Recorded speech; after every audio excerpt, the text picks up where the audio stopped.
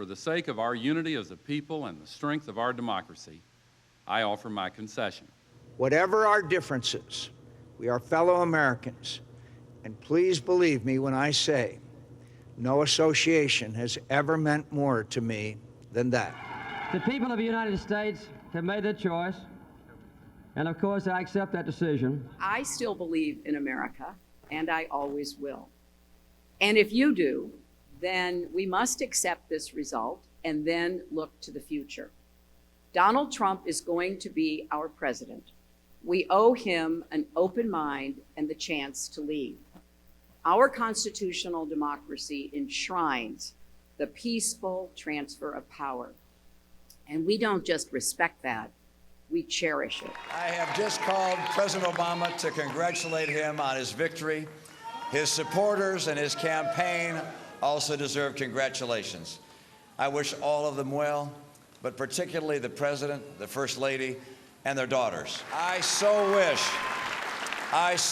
that I had been able to fulfill your hopes to lead the country in a different direction, but the nation chose another leader, and so Ann and I join with you to earnestly pray for him and for this great nation.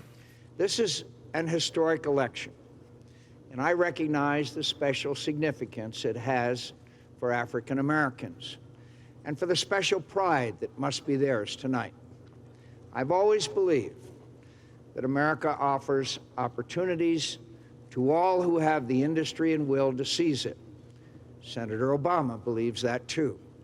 But we both recognize that though we have come a long way from the old injustices that once stained our nation's reputation and denied some Americans the full blessings of American citizenship, the memory of them still had the power to wound.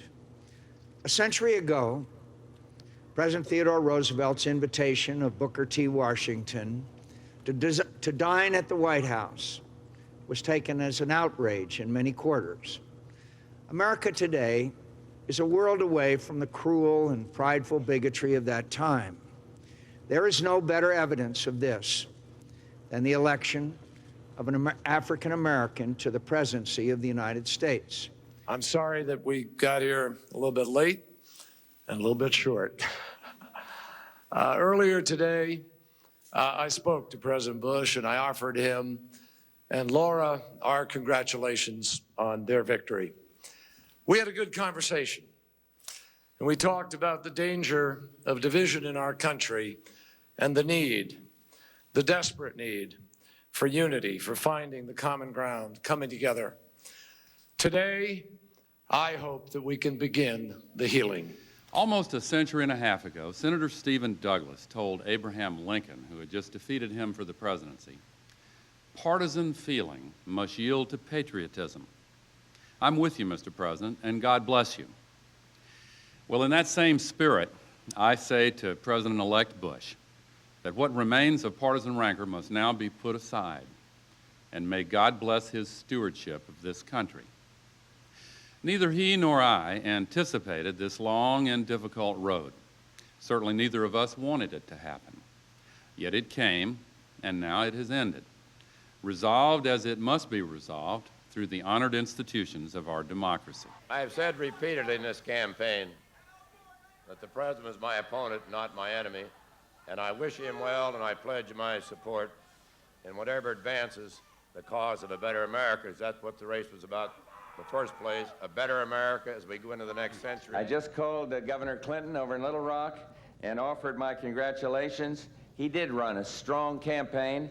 I wish him well in the White House, and I want the country to know that our entire administration will work closely with his team to ensure the smooth transition of power. There is important work to be done, and America must always come first. So we will get behind this new president and wish him well. Just a few minutes ago, I called Vice President Bush and congratulated him on his victory.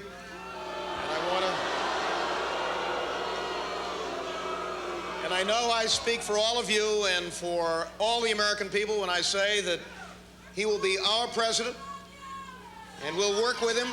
This nation faces major challenges ahead, and we must work together. We rejoice in the freedom of a wonderful people, and we accept their verdict.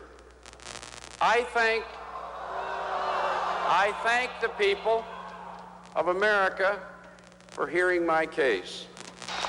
My loss tonight does not in any way diminish the worth or the importance of our struggle, and I'm at peace with the knowledge that I gave it everything I've got.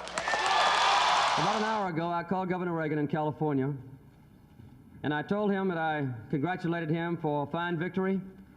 I look forward to working closely with him during the next few weeks. We'll have a very fine transition period. I told him I wanted the best one in history, and I then sent him this telegram, and I'll read it to you. It's now apparent that the American people have chosen you as the next president. I congratulate you and pledge to you our fullest support and cooperation in bringing about an orderly transition of government in the weeks ahead. My best wishes are with you and your family as you undertake the responsibilities that lie before you, and I signed it, Jimmy Carter. The President asked me to tell you that he telephoned President-elect Carter a short time ago and congratulated him on his victory. The President also wants to thank all those thousands of people who worked so hard on his behalf and the millions who supported him with their votes. It's been the greatest honor of my husband's life to have served his fellow Americans during two of the most difficult years in our history. The President urges all Americans to join him in giving your united support to President-elect Carter as he prepares to assume his new responsibilities. And I have just sent the following telegram to President Nixon. Congratulations on your victory. I hope that in the next 4 years you will lead us to a time of peace abroad and justice at home. You have my full support in such efforts. With best wishes to you and your gracious wife, Pat. Sincerely, George McGovern. I'm sure you know that I have already called Mr. Nixon, expressed to him our congratulations. And I've sent the following telegram just a few moments ago to Mr. Nixon. It reads as follows. According to unofficial returns, you are the winner in this election. My congratulations. Please know that you will have my support in unifying and leading the nation. This has been a difficult year for the American people. I'm confident that if constructive leaders of both our parties join together now, we shall be able to go on with the business of building the better America we all seek in a spirit of peace and harmony. Signed, Hubert H. Humphrey. I have no bitterness, no rancor at all. I say to the President, as a fellow politician, that he did a wonderful job. He put together a vote total that's larger than has ever been gained in this country. I've sent the President the following wire, which I think will be available for you if you don't have it now. To President Lyndon Johnson in Johnson City, Texas. Congratulations on your victory. I will help you in any way that I can toward achieving a growing and better America and a secure and dignified peace. I want to say that one of the great features of America is that we have political contests, that they are very hard fought, as this one is hard fought, and once the decision is made, we unite behind the man who is elected. I want all of you to know.